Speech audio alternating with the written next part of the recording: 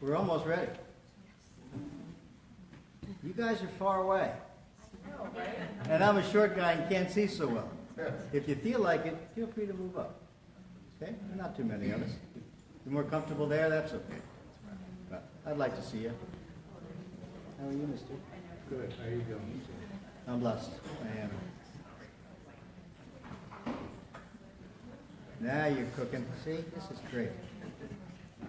I appreciate it.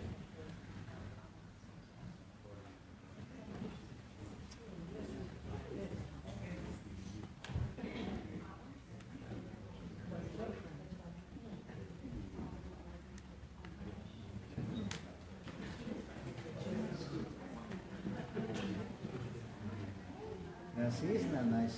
Good. So, Lindsay, are we ready? Or? We're ready. We're We're live. ready. We're live. All right. Well, good evening, everybody. Good evening. I'm very grateful that you're here. I'm Steve Willis, co-founder of Hope Sheds Light. On behalf of my partners and co-founders, Ron Rosetto and Arvo Primo, I welcome you to our family support meeting. It is a joy every time for us to see you, and I'm glad that you're present tonight. Those of you that are, we welcome all of you who are viewing this on Facebook. Thank you all. Hope Sheds Light, for those who may be new to us, is a nonprofit. We started about 4.5 years ago. Our mission is to raise awareness and educate individuals and families in the community about the impact of addiction by having the courage to share personal experiences and offer strength and wisdom that provides hope and resources that lead to positive change and long-term recovery. That's our mission. And our vision is for our efforts to remove the fear and stigma surrounding the disease of addiction through a loving, recovery-driven, safe, trusting, and hopeful environment that brings wellness to the community and importantly allows families to have the courage to heal and recover. Addiction is a family disease, which means the whole family becomes affected and each member needs to become well. Last year, we started this Finding Hope for Life family support group to help families do just that. It meets the second and fourth Tuesday of every month in this beautiful Holy Cross Lutheran Church in Toms River. The meeting is offered to anyone that's affected by addiction and to all those who are concerned that it even might impact their families. We offer prevention strategies and tools to aid in recovery. We want you to know that you're not alone and that a loving, effective support system exists. Our hope is that by sharing with you and you with us, you'll find the courage to change the way you look and feel about addiction and in turn become healthy. The first part of our family support meetings is always an educational piece. Our talented colleagues, and I hope you think I am, because I'm speaking tonight, we'll discuss topics that relate to prevention and treatment and recovery. We'll go about 45 minutes with that.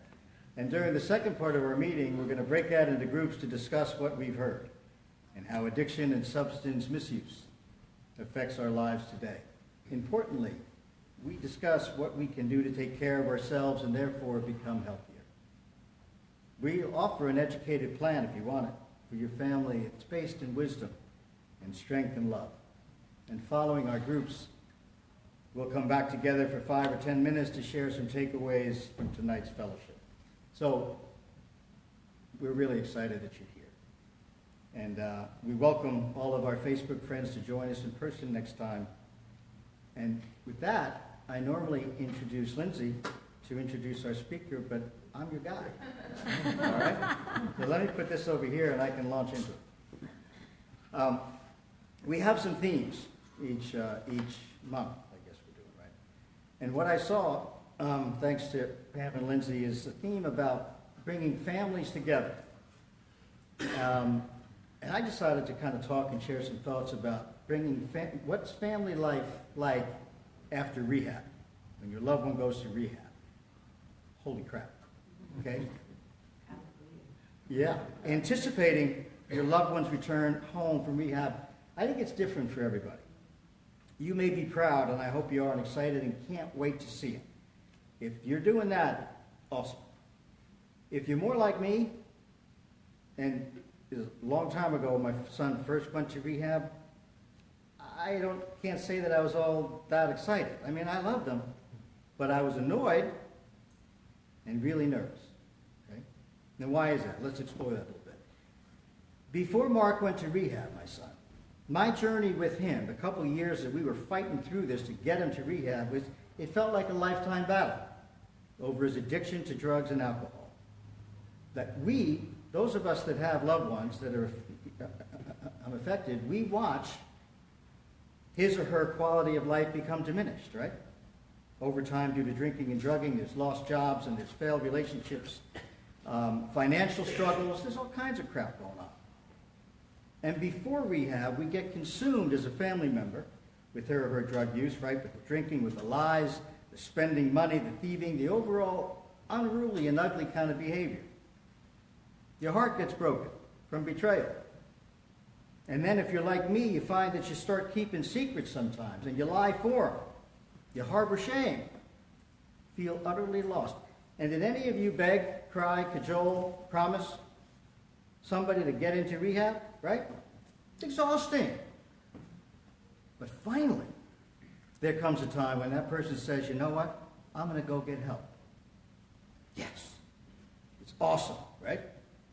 Gives us time when they're in rehab to kind of decompress, and we get somewhat hopeful, I hope.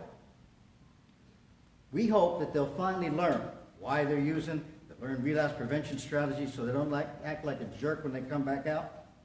And maybe they'll actually learn what recovery looks like and start doing it. So we say, that's awesome. And what's really important to me, maybe you, is that when they're in rehab, we can actually catch up on our sleep. Yeah. I know. And we start getting hopeful. We find some peace and some normality.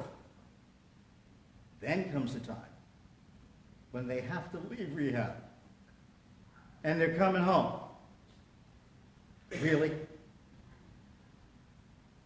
One of the strategies I thought about doing was just drinking a lot. Often and a lot. And running away. Now, I'm not suggesting you do that. And frankly, that's not even in my notes. Okay? Where it comes from, I'm just trying to share a little bit.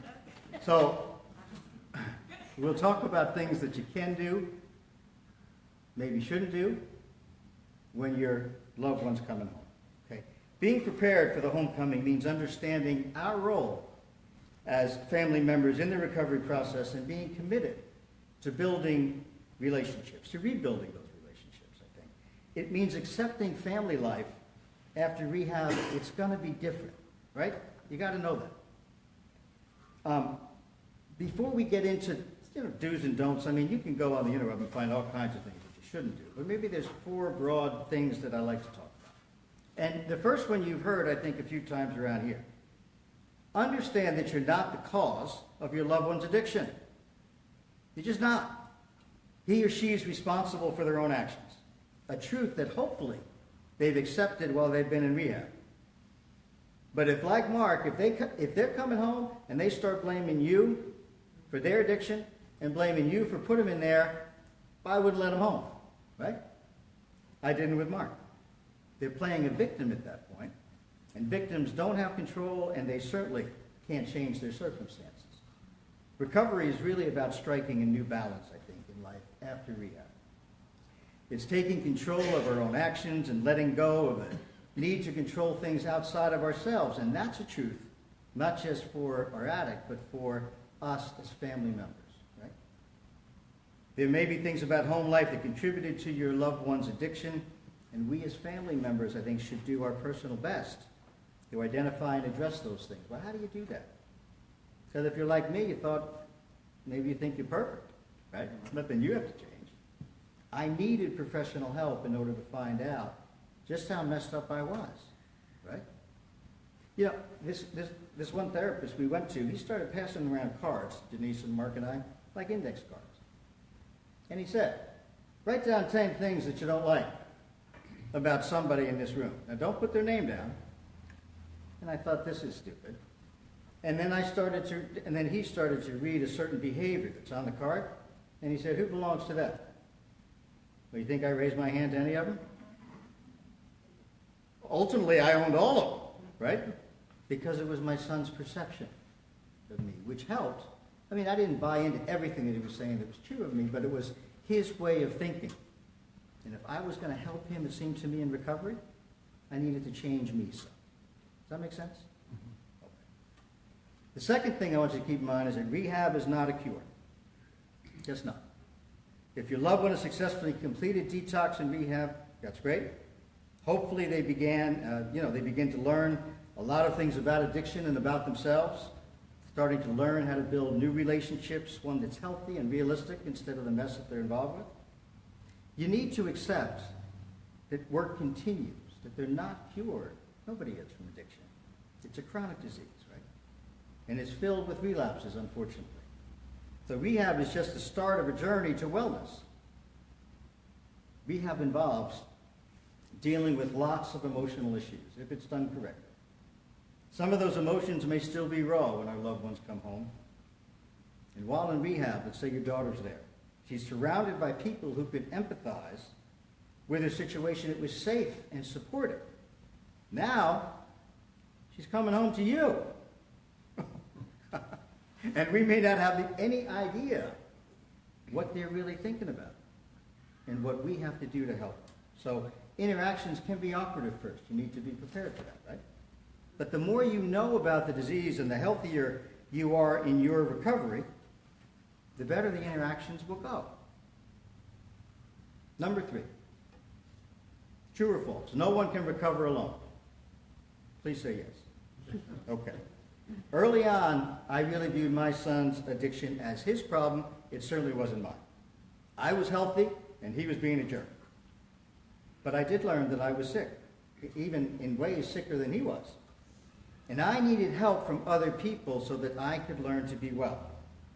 So when your loved ones needs help, they need your help and other people's help to get healthy too. So will you, this is a question I think you need to ask if you're going to let somebody home, will you and the family members engage in that kind of support system? If the answer is no, it's okay, but they shouldn't come home, right? If the answer is yes, then we have some work to do. We all need to become involved and remain involved in this recovery process. And remember, this is the fourth thing, that your loved one's recovery is going to be stressful too. Likely we'll have to make some changes into the household routine. We got to deal with some difficult situations moving forward. Determining what changes need to be made, as we talked about, can very well require outside help. Because we get really kind of stuck thinking what we think. Their return home, by the way, doesn't have to be a disaster. It doesn't have to be all-consuming. If it becomes that, then we're doing something wrong, and we need some help. Help from other people, patience, and a whole lot of love directed in the right way, that can make the home life worthwhile. The scotch and some wine every once in a while might help too. That's not right either. Okay? So how do we help ease the transition? Well, there were things that I did before Mark came back from rehab. I thoroughly cleaned his room, right? Because it was my room. It wasn't his room. He wanted to talk about his rights, and I said, I got to figure this one out. So all the substances, paraphernalia had to get out of there. I recommend that to you. You should secure alcohol if it's in your home. Maybe completely remove it from your home. But you don't want it to be out there for, people who are struggling, right? Lock up your medicine cabinet, particularly if you love some opiate addicts, because they'll get them. I had a bunch of Vicodin laying around. If Mark was still alive, it would have been gone. And did I mention search the room? You could do it a couple times to make sure that it's safe. If you have an opiate addict that you love a lot, get some naltrexone, right? You don't know what that is. Oh, you don't know what naltrexone is? God bless. Naltrexone's a miracle thing. It's actually an opiate antagonist. Our first responders actually have those now. So if a loved one overdoses, and it's an overdose based on opiates, they can spray them. They spray it in the nose. And it actually is strong enough to kick out the opiates that go into receptors in the brain. It takes its place for a bit. So a person who died dead comes back to life. That's pretty amazing. And that coming back actually gives that person an opportunity to get back into treatment and to get back into some recovery efforts. So I commend it. Now you have to learn how to use it, and we can teach you how to use it, can't we? Yeah, we can. Number 3, one of the things I did before Mark came home, I wanted to know what his aftercare plan was. Now, a discharge, a recovery plan is going to be prepared for your loved one if they're in treatment. Okay? What they do next. As we know, the rehab itself is not the cure. If they're in rehab or residential program, hopefully you guys as family members are participating in their family piece. If it's too far away, at least know what that, aftercare, treatment program looks like. And by all means, ask any questions, any clarification if you need to. Aftercare, what should it include? The typical thing from a residential piece is a step down to outpatient, right? Outpatient, it can be 3 times a week, it can be 1 time a week. I think what's essential too is recovery support groups. Needs to be a part of the aftercare program. If there's mental health involved and there's medication, psychiatric appointments will be part of the aftercare. And family counseling. For all of us, family counseling is essential so we can learn what we need to learn. Things to consider ahead of time perhaps is are they going to need a ride to get to the meetings? Are you in a position to help do that? Or can you find somebody else to help, right? Where and when do I go to family meetings? Where are they? They're here, but you may need some individual family counseling too. Those are the kind of things you can think about, I think, ahead of time. You can start to think about what your contract and what your recovery plan really looks like for the house. And what that means is it just involves rules and boundaries, right? It can include rewards for good behaviors and consequences when boundaries are pushed or broken. But you have to be prepared to enforce the boundaries, and that may require some help for you to do that. Well, how do you get there? Through these kind of support groups. Al-Anon and Nar-Anon, so you can be with people who have done those things. And the more you do it, the more meetings you come to, the better you will be at kind of pulling those triggers. You can prepare yourself to have an open discussion with your loved one when they come home. That may not be the easiest thing, but you can start thinking, am I going to ask them how I can be helpful? What would be stressful or unhelpful for you, right? Can we agree on what we'll discuss and what we won't? Now, I wasn't so good at that. I needed a therapist to tell me that I needed to start asking those questions because I wanted to tell him exactly what he needs to do. Okay? So I think help in that regard would be good. If, like when Mark first came home, if I said, how can I help you? I want you to sign some releases so I can see what's going on with the aftercare program. He first said to me, I'm not telling you crap. I'm not signing any releases. This is my thing. I said, you're not coming home then. And he didn't like that. So we had to work on this together, okay? This is a family deal. Everybody's engaged. So we've anticipated some of the things to do before they come home. What are some of the things that you really kind of should do, I think, that make some sense? If you're going to bring them home, you need to welcome him or her. That sounds kind of obvious, but you really do. So one of the best ways that you can do that is simply by treating them normally. Like treating them like they're really welcome back. For a recovering addict, understand that returning to normal life can be scary. It can be because they're not quite sure how they're viewed by other people who know that they've been in rehab. You can let them know that you're proud of it. Unless, like Mark, you got kicked out. I wasn't so proud of that. But if they completed it, let them know that that's a good thing. How happy you are to see them sober. These words, I think, can support and encourage recovery in a good way. You got to make rules, right? And encourage them with those rules to complete the continued treatment. In rehab, people discover the value of being open and honest. That's part of it. When your loved one comes home from rehab, they may still be working on the communication skills instead of grunting or shrugging. And you can help with that. Try to have a calm and open conversation, I think, is helpful, about what you would like everyone, how you would like everybody in the household to behave, including their commitment and investment in aftercare. You come to an agreement. That's what ground rules are for. They have to, right, agree to aftercare if this is going to work.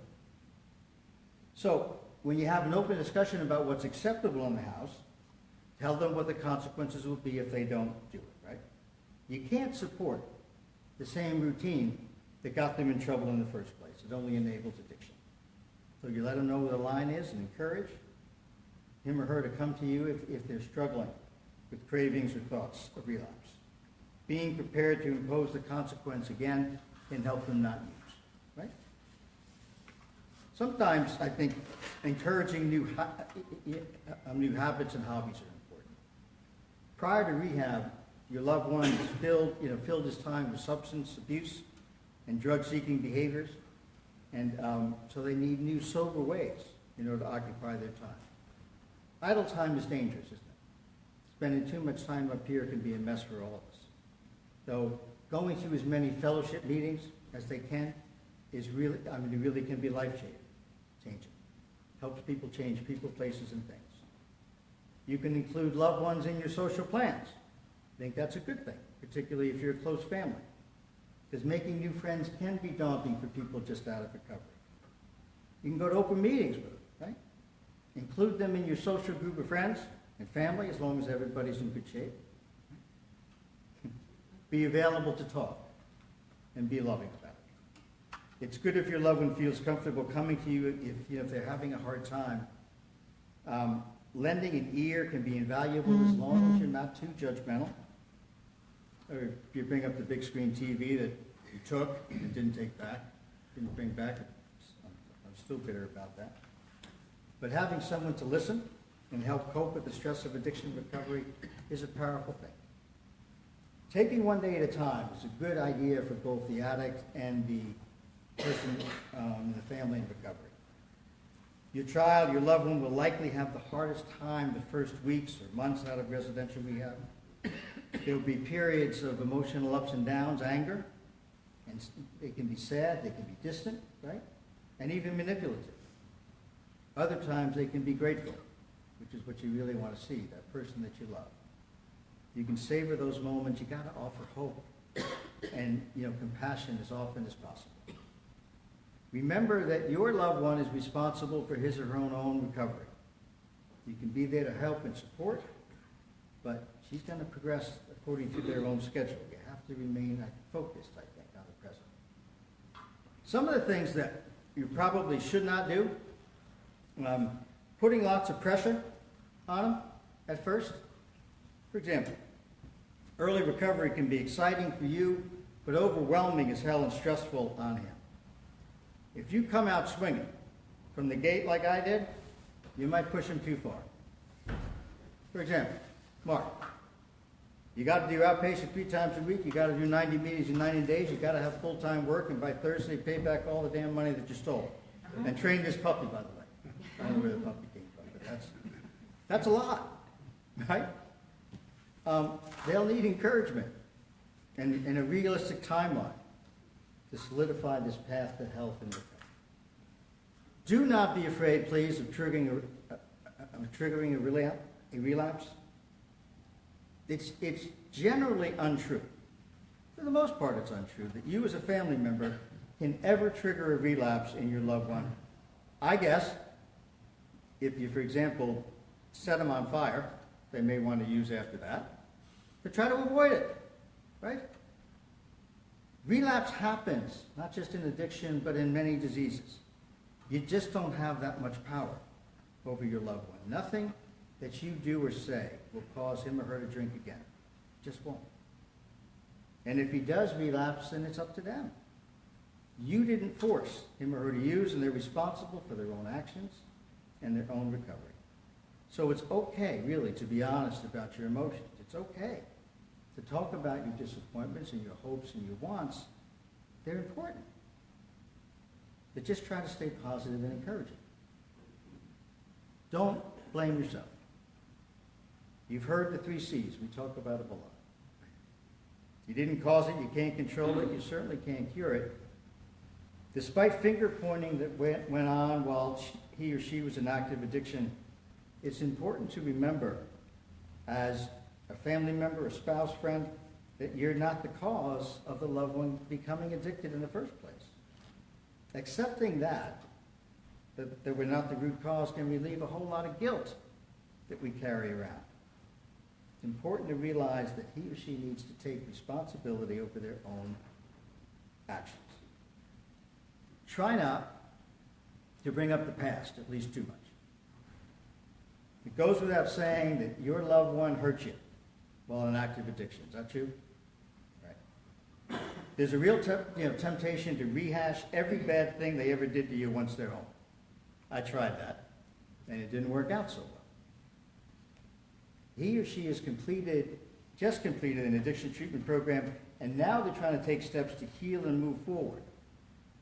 And we as family members really need to do the same thing if this is going to work. Rather than dwelling on the past and wallowing in misery, we can look forward to a healed and renewed relationship with your loved one that's free of drugs and alcohol.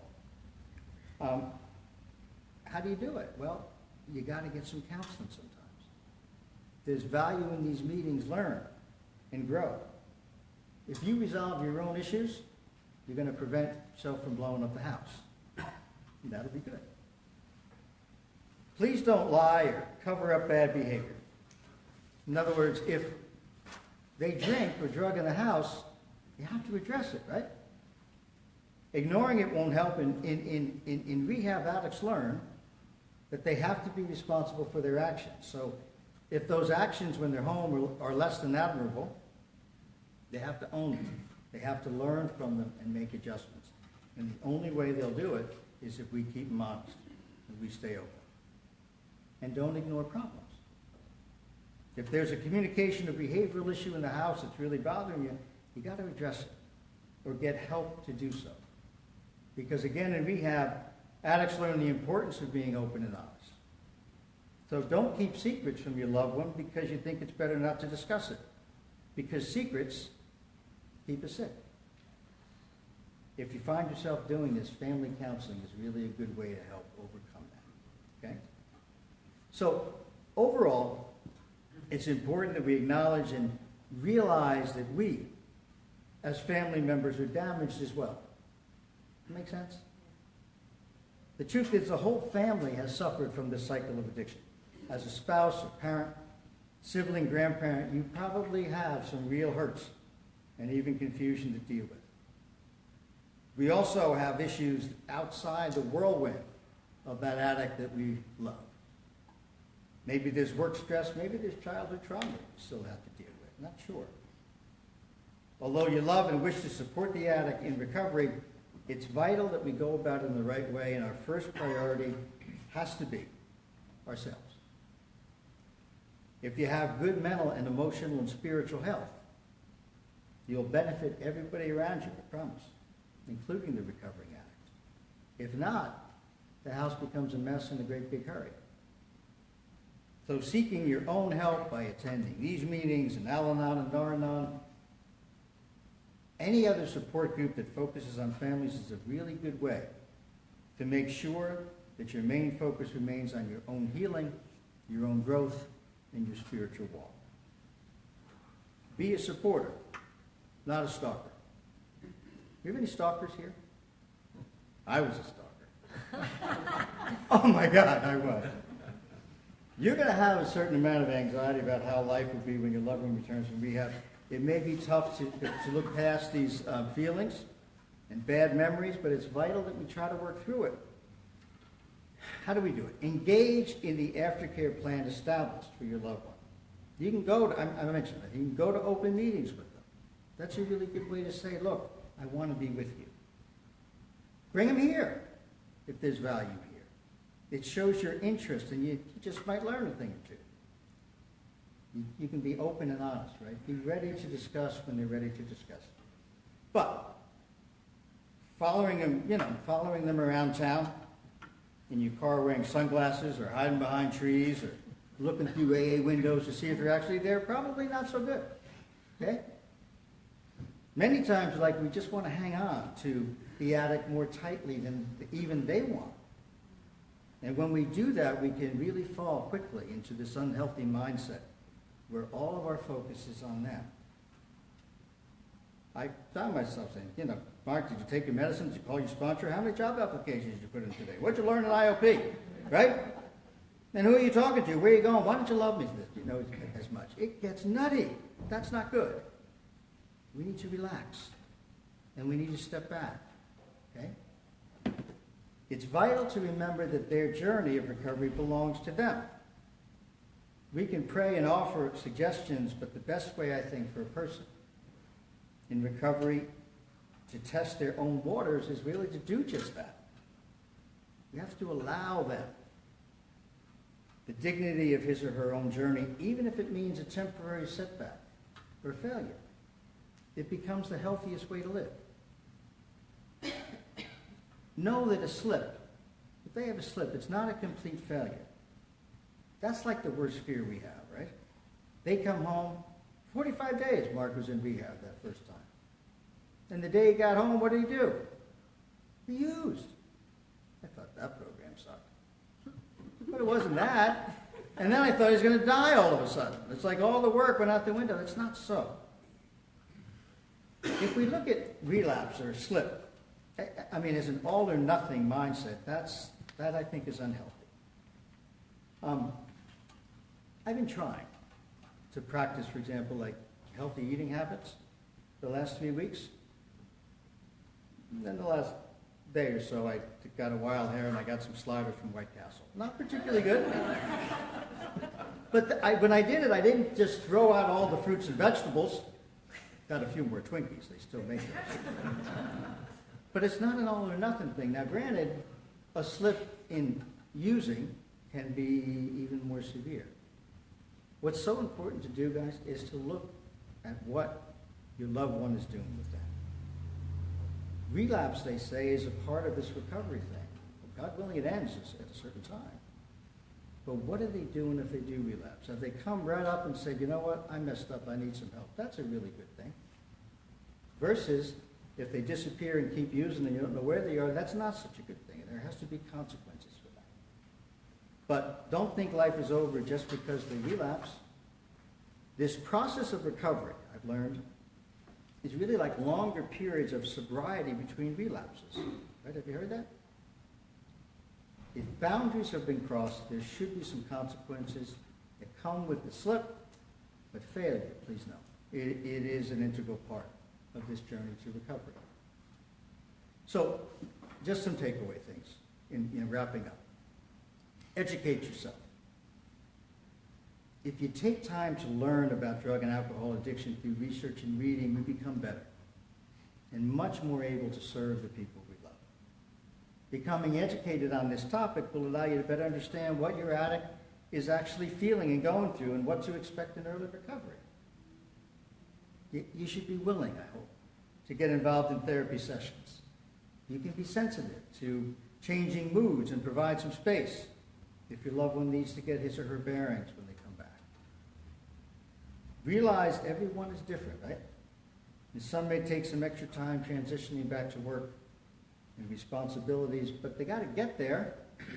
And holding addicts accountable for their recovery is every bit as important as holding them accountable for the addiction and the madness in the first place. Okay? Connect. I love you guys. I love this thing because we get to connect with each other. Okay? It's important because we get to be with others and express ourselves, and when it comes to families, healing from addiction is crucial. Keep coming here. Bring your loved ones. Go to the local Al-Anon and Nar-Anon meetings, other fellowship meetings. It gives you that opportunity again to open up and express, right? When you listen to stories and feelings from others in the group, you realize that you're not alone. You realize that there's strength in all that. And you can do this recovery thing. We just need each other. They ask you to be patient as best you can. I told Pam, I stopped praying for patience. I pray for everything else. But you got to kind of act patient a little bit, right? Recovery is a process. It's not a one-time deal. Your loved one just spent 30, 60, 90, I don't know, maybe more days in a residential rehab. Healing will take longer. They're not going, I promise, they're not going to show up at your door when they first get out of rehab with every problem solved and wound healed. And they certainly, if they do, tell me if I'm wrong, but I don't think they're going to show up out of the gate and tell you how great you are and how they want to make amends for every harm that they ever caused. You hope that happens in time, and it will if you keep at it, okay? So have some patience with them, have some patience with yourselves, and the last thing I'll leave you with is just to show love as much as you can muster. Because love, when it's practiced, it keeps hope alive. It has for me and it will for you. Recovery is not just possible. Recovery is real, isn't it? There are millions of people in recovery. We just forget that sometimes. There's plenty of people right here in recovery. And God willing, you're going to experience it for yourselves and for your loved ones. You just keep coming back. Okay? Thank you.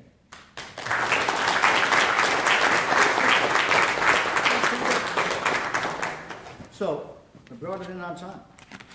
What kind of questions do you have, if any? Anybody?